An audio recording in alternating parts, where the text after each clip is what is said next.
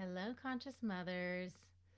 We've been talking a lot about trying to control everything and trying to micromanage all the things and all the people and all of the circumstances in life and how that drives you crazy. And today is the perfect day to shine a light on this because it's Groundhog Day.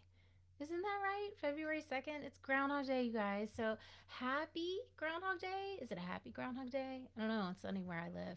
But I cannot wait to dive into this topic today because one of the things I hear from so many mothers is that the um, the sense that they have throughout the day, and you might have this sense too, the sense that you have about your frustrations and your obstacles and your challenges as a mother, as a partner, as a professional, is it feels like you're doing the same thing again and again every day and just running those same loops, right? And that nothing ever changes. And that you stay frustrated and in those repeating cycles of frustration. And people joke, like, I feel like every day is Groundhog Day. And every day leads to the same end of exhaustion, overwhelm, feeling amped up and anxious, can't wind down. That's one of the things I hear a lot from mothers on the phone. So, welcome, welcome. Come and join. Please say hi when you come on. Tell me where you're watching from so I know who's here. And so I can feel you here with me and you can connect and ask me questions as we go. I'm so happy to answer those. Um, we are diving in today to the topic of repeating cycles of frustration, repeating battles, feeling stuck in the same rut, and what to do when every day feels the same and the frustrations aren't fixing themselves. And you are starting to get the feeling that other people are not going to change first because that's just such a source of frustration for so many mothers. Hi, Lori, and hi, Sarah. I'm so glad you guys are here with me. How are you both? So good to see you. So, I am working with moms every day and helping moms in my program in Awaken Motherhood. I have an online program that's a 3 month intensive program, and in that experience, mostly everyone starts out at the same place, feeling stuck, feeling like it's Groundhog Day, feeling like no matter how hard I work, how hard I push, how much I do, in the end of the day, I don't feel accomplished. I don't feel complete. I feel like I've failed the kids or failed at work. I'm just stretched thin. Okay, so if this is you, you're in the right place, and I'm glad you're here for this talk today. So after you say hi when you come on and tell me where you're watching from, then I want you to just think and check in with yourself for a moment about what parts of my day or aspects of my life or my work life, or it could be home life. Do I feel like I'm repeating the same patterns of frustration, of or hitting my head against the same challenges every day? And to just kind of get the juices flowing, I'll give you a couple of ideas, and these are things that I hear. And put it in the comments when you know what it is. Um, so, some things I hear. Uh, I'm reminding kids of things 10 times, 100 times. I mean, people do say like a million times. If you feel like that, then no doubt you're exhausted. No doubt you feel disrespected. You feel not heard. You feel not seen. Um, Having the same argument with a spouse over and over again. And it never changes, and the outcome never changes, and you never kind of prove your point or convince your partner that you guys should go some other route or try something new, right? Um, if you feel like some people feel really paralyzed by the taking care of the home, so the chores or the to-do list, the tasks, the where to fit that in between a full-time job and balancing kids and giving them your attention when you're just exhausted and depleted and frustrated, those cycles. So if you see and recognize a pattern in yourself that is repeating for you, I want you to share it here and put it in the comments, and do that now. And then I just want to talk a little bit, kind of recap what we've been talking about in here. Trying to control everything, and or everyone or your kids, your partner, trying to control circumstances, your home. Um, Usually that's sort of coming from a fear based place of not liking things to feel uncomfortable, not liking feeling anxious about stuff. And when something's not in order, you feel really stressed about it or anxious about it. And so then the result is you try to control it more or constrict, right? You feel that tension in your body, that you rage, you yell at kids, you whatever. Like that's what comes out of that. The result of that, and I'm hoping this helps you for me to connect dots for you, because a lot of people who get on the phone with me don't, I haven't connected these dots yet. When you're in that place, taking life as it comes in that way and trying to control things, the end result is often you feel very disconnected from your spouse, sometimes from your kids. You feel like you're doing a crap job, that you see a lot of failures. You stack the failures that you see. Your focus is on what's not working. You are often, you will wind up feeling really alone, like really lonely. So many of the women I speak to are really lonely, just really sad. Underneath the anger and frustration and resentment is just not wanting to feel so alone and wanting to connect. Um, what we do then with that, often as humans, as modern mothers, is we go into trying to figure it out. We try to fix it. We go into fix it mode, we analyze it, and then we try to switch things up, get a new scheduler, buy a new planner. We listen to podcasts, we read all the parenting books because we think we're just missing like one key piece, and once we implement that, everything will kind of fall into place. And it's this big trap that we fall headfirst into, thinking if I could just shift this one thing, then everything would be easier. Or if my kids would just get that, or my partner would just come to couples therapy with me, everything would be easier. I mean, I hear these things all the time with women who reach out to me wanting help. The figure it out piece is it is so paralyzing, because you chase your tail in the same patterns. You guys, okay, I'm gonna try to stay on track. I always go off, veer off the rails because I get so passionate about this topic. Um, when you are a I'm just gonna figure it out myself type of person, time passes while you chase your tail. Kids grow older. They get more entrenched in these family patterns and dynamics, more shut down by parents fighting. They tune you out more and ignore you because you're nagging, and nobody likes a nag. Like all these things just become a part of the normal part of the family system. And as you become more overwhelmed trying to figure it out, you and your spouse might grow apart. Your marriage might become a real problem, like fighting every day or avoidance. Just maybe you're with an avoider, so you just pretend like everything's okay, but you don't talk about it, because if you talk about it, you're going to fight, and you don't want to fight. And then there's that loop, and you just kind of stay circling the drain on that, and it doesn't ever get better. And especially if you have a partner who just doesn't know how to talk about his feelings or acknowledge what's not working, or talk about solutions with you, then the ball is back in your court. And you could feel mad about it, you could feel angry about it, or you could do something different. And I'm going to tell you what that is. But um, let's look at again, thinking of your repeating frustrations, thinking of those cycles that you don't want to be in anymore. You have recognized they're not working. You're ready to outgrow them. You want to live on the other side of that. You just don't know how. You're looking for how. Um, that's the kind of the place where often people will reach out to me, where they've reached a point of I'm ready to stop banging my head against the wall on this. I can see it's hurting my kids. It's hurting me. I'm not healthy. It's hurting my marriage. I don't want to do that anymore. But I need to know, like, if I'm ready for the next steps.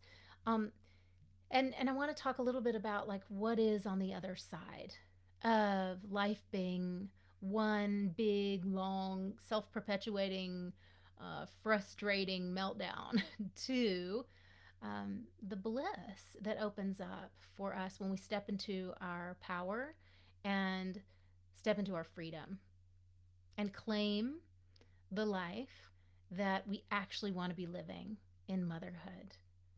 Okay, so I'm going to talk a little bit about that because um, some it's rare that I get someone comes reaches out to me and knows exactly what they want.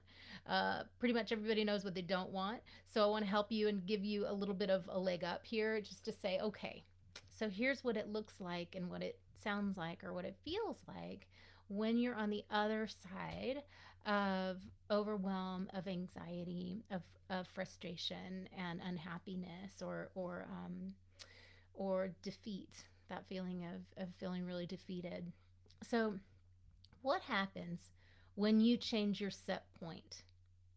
Now, I'm going to talk about the solution in terms of a new set point for you. When you go from overwhelmed or anxious to in your power, embodied, clear, knowing what you want, being able to take action in alignment with what you want. Everything changes, you guys, everything. All of your end results that you're getting change, meaning how your spouse responds to you and your words will change. How your kids respond to your words and your actions and your requests and your prompts will change. How life responds by reflecting to you what you're being will change. So when your set point is everything sucks, or when your set point is I love my family, I love my job, I'm not going to give up any of it, but this is so hard. This is so hard. Everything is a struggle. No matter how hard I work, it's never done. When that's your set point, emotionally, mentally, energetically, it lives in your body, it lives in your whole kind of atmosphere, it lives in your home, it lives in your marriage, and it lives in your relationship with your kids. So when you're putting off that signal, this is so hard. Everything is a struggle. The kids don't listen to me. I have to tell them 1,000 times what to do. You believe it, so you're being it, so they're giving it back. And that is your life, right? Tie it up with a bow. That's how it is. That's how it is. They're not going to change first. Your husband's not going to change first, or your partner, or your wife. Okay. So to get out of that loop, you have to first be able to envision what you want in terms of your outcomes of your life in freedom and in power. When I'm connected to my freedom and my power, my words matter. So what I ask of my children matters. They know that, they hear that, they feel my expectation that what I'm asking them to do is something they're going to need to do. Like, there's just no discussion. There's just no discussion. And I'm talking about not every single thing. I'm not a dictator. I'm not telling my kids what to do all the time. But you get the feeling of my energy. It's like, you can't leave your shoes in the middle of the floor. The bathroom looks like people threw up on the counter. It's just toothpaste. But it's like, no, no. So whatever your inner limits are um, around people contributing, around the way that they receive your directions, around the love, the connection, the presence that you want with your children, so you feel like, oh, I am killing this. I'm so happy, and my kids are so happy, and I'm really, really fulfilled every day. That is nothing anyone else can give us, you guys.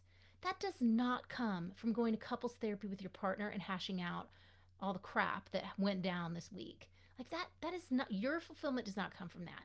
It also doesn't come from proving to your partner all the ways that he or she is wrong about things. Like, that's just so low vibrational crap.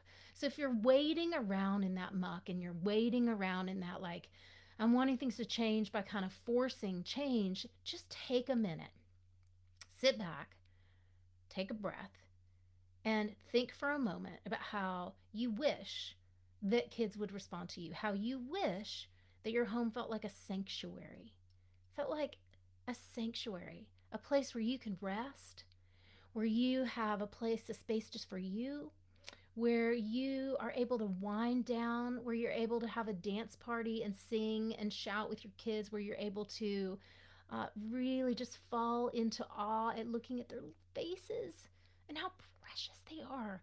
And I don't care if your kid is 16 or if your kid is 2, but to be able to see and be in awe of your children's gifts, of their strengths, to be able to reflect that to them, that is the difference between night and day for who your kid is going to be to you.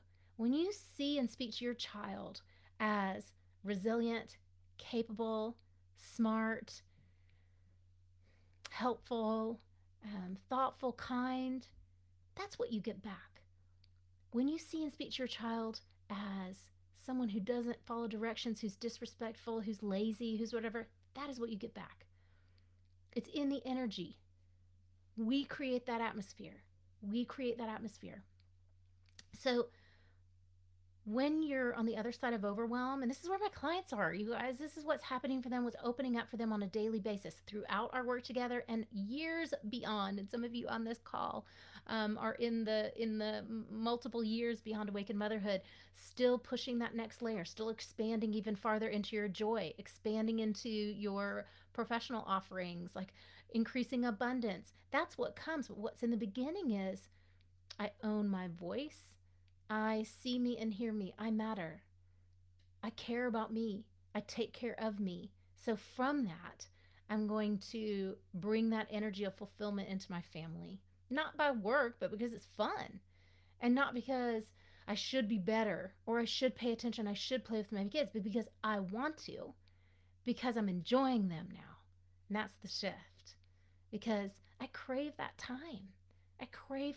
I just was shooting hoops with my younger, my younger one, um, right before this live, and I make that time for her, not because I have to, so that I can check a box and feel like a good engaged mom, but because it brings me so much joy to giggle with her, and it brings me so much joy to get into my flow and see how many baskets I can make in a row, and it gives me so much joy to celebrate her, and connection time with my older one, just having that conscious connection as they grow is so important, so that I really deeply know my kids and they really deeply know me and we can celebrate and enjoy each other.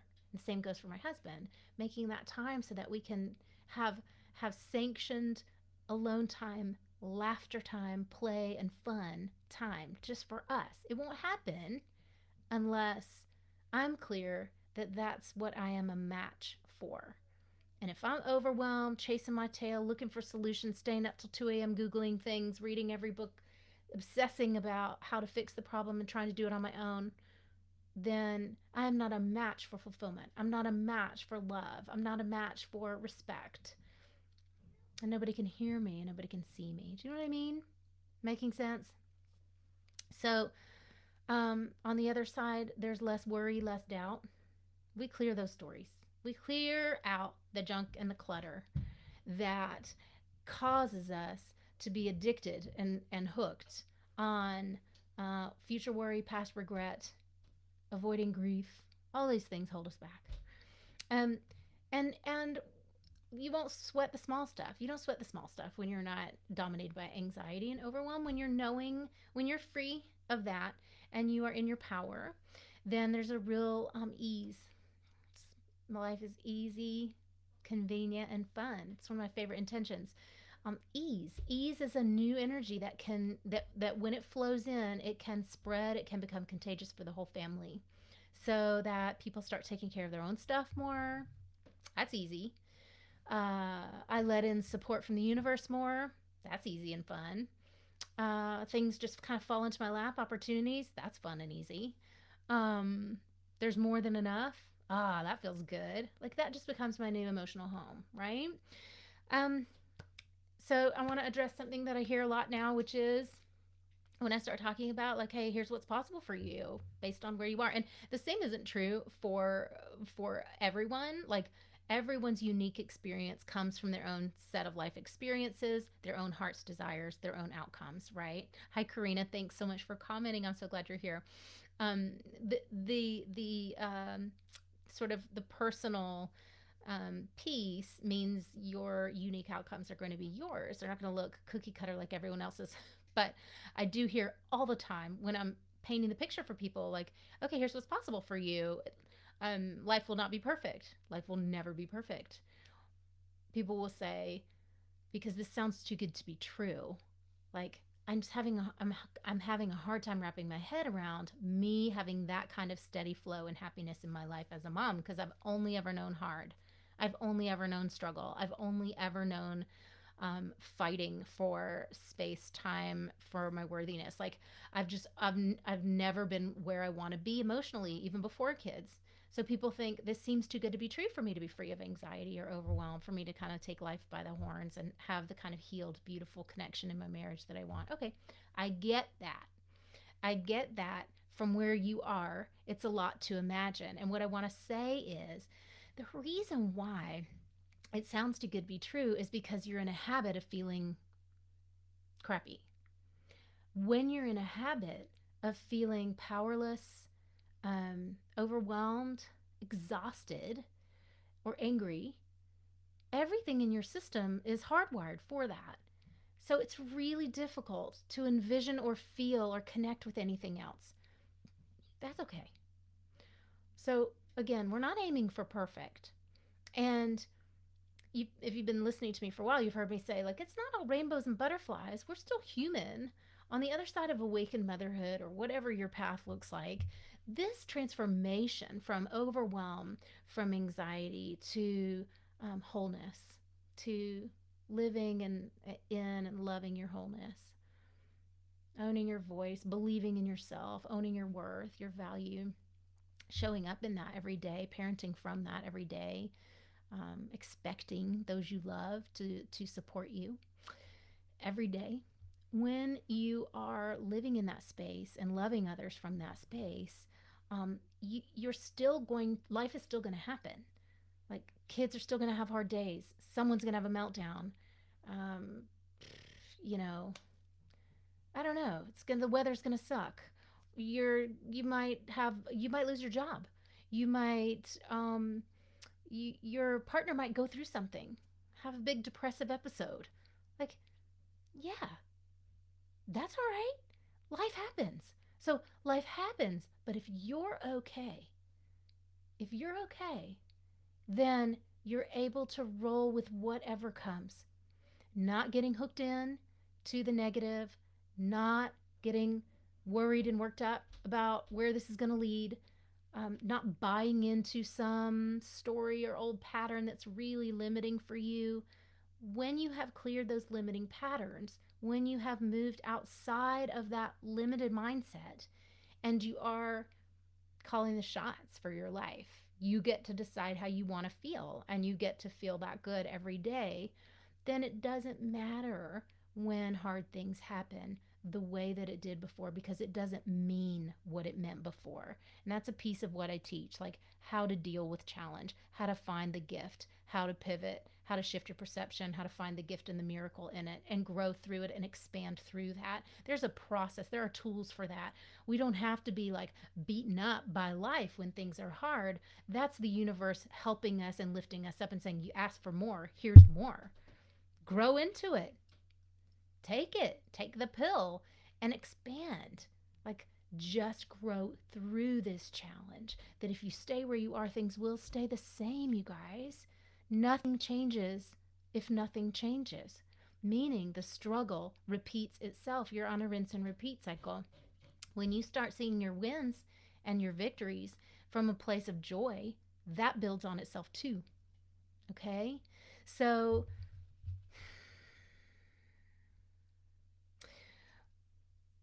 the reason why relationships shift and change and heal when you heal is because you affect the relationship. So here's you, here's your partner. The relationship is the third entity, right? So you're an entity, your partner's an entity, and the relationship is here. So you influence half of that, your partner influences half of that, and then the entity is formed from both of those energetic flows from both of you, right? So if you guys have always been like this and you change, and then, there's this happening, like, we're not fitting together in the same way, that is part of growth and transformation. So what happens is this, that's the partner changing. And then you guys creating a new kind of connection. That is what happens in parenting our kids, and is what happens in partnership. I do hear from people from time to time that say, I'm really scared that I'm going to grow and change and I will lose my partner. I will somehow outgrow my marriage, or I'll wind up divorced. And this is always an interesting one to me because the unconscious works against us to hold us back in all kinds of creative ways, you guys. It's so nasty, it's so sneaky, it's so subtle. Does that make any sense? That if I don't want to get divorced, but I want to live a healthy life, that I'm going to grow and become healthy and then suddenly want to get divorced? Does that make sense? It probably doesn't make sense for you. It doesn't make sense for anyone who I say that to.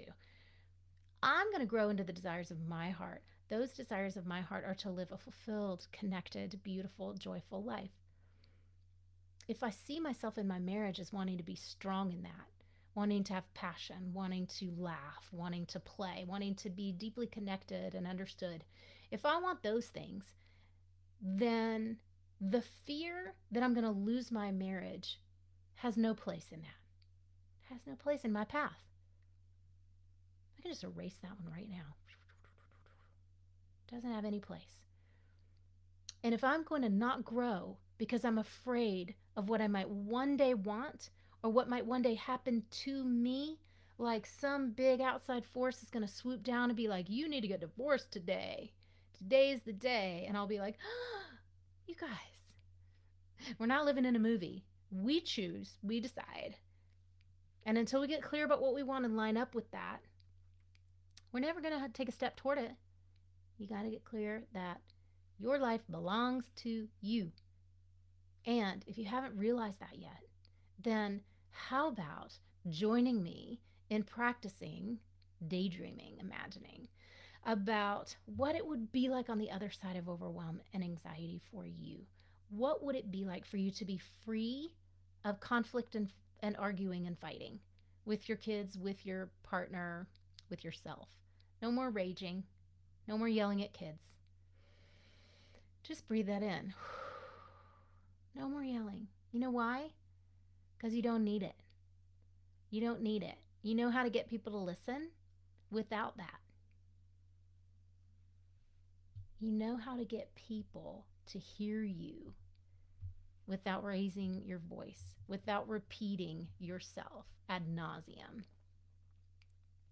And guess what? An old rule of thumb that I've been coaching parents on for 16 years, I'll pass along to you now, is the number one way to get kids to take responsibility for themselves. $1 million question. What's the answer for that? The number one way to get kids to take more responsibility for themselves, meaning to show up, to do their part, to be aware of themselves, to make good decisions, to be thoughtful, to be kind, to be helpful, is for you as a parent to take responsibility for yourself, meaning for your actions, for your words, for your feelings, for your needs, and for your wants. Take responsibility for your own self. It's nobody else's job to heal us or fix us or rescue us. It's never happening. No one's ever coming.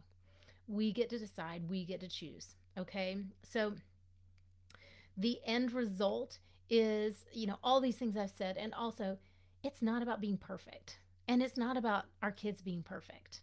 Like that can't be your end game. That can't be the end result.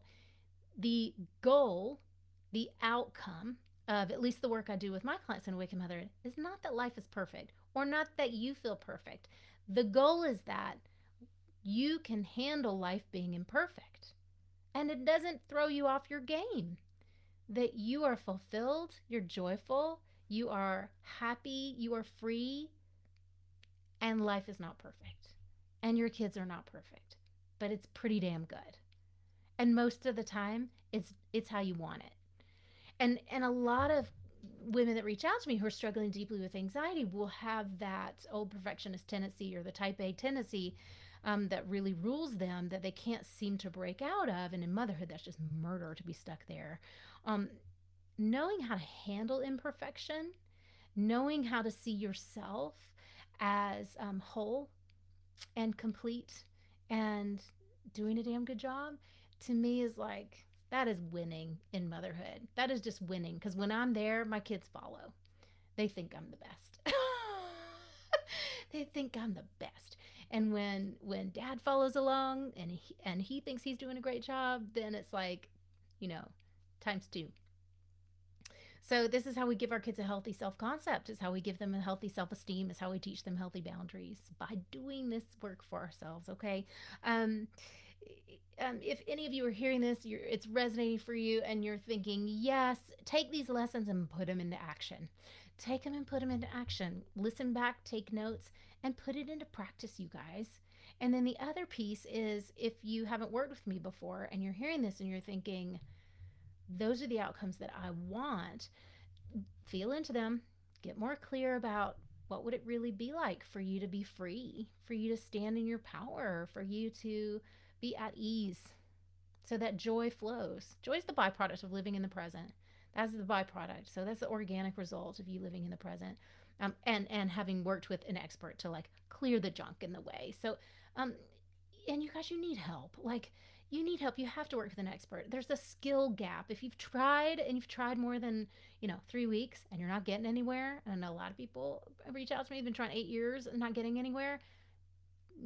That's something worthy of noticing. Okay, there's a skill gap there. You need expertise. You need help from someone outside of you who has the level of expertise and knowledge and can quickly get to the root of why you're stuck, and in 5 minutes help you move and shift something that you've been working 8 years to do. This happens all the time. People meet with me and they go, oh gosh, and I'm not ready for that level of transformation yet. I'm just going to go piddle around and doodle around some more. And then you do that and you spend thousands in therapy. And then 2 years later, I hear back from you again going, well, that didn't help. Oh my gosh, you guys, that's so frustrating. So if you're ready for more, you're ready for quick change, you're ready to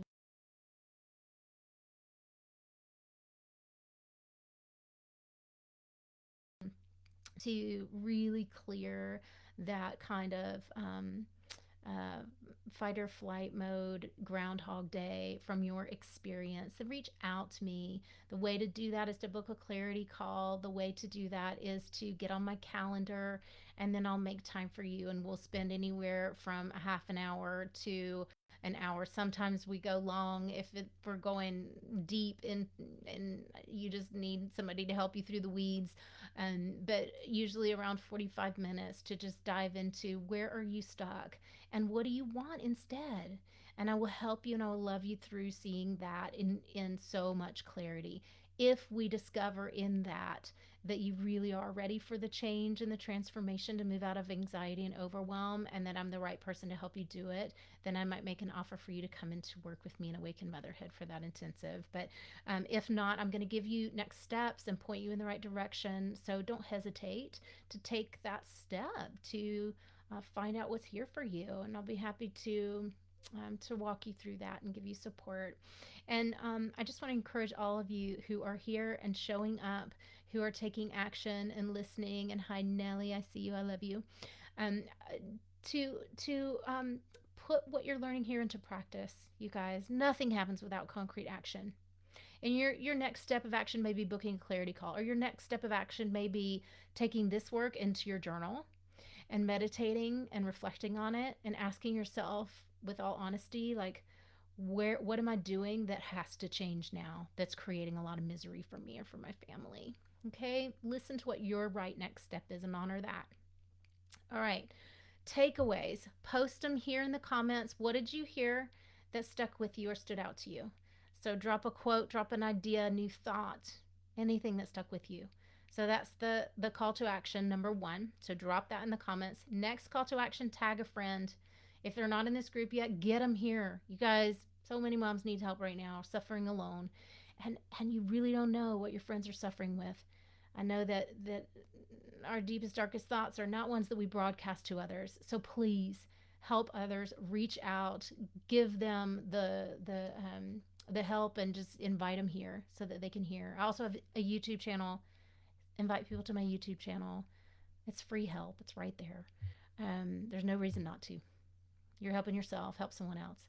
All right, so tag friends or invite them to the group if they're not here yet. If you tag them and they're not, and you have not invited them to the group first, they will not see it.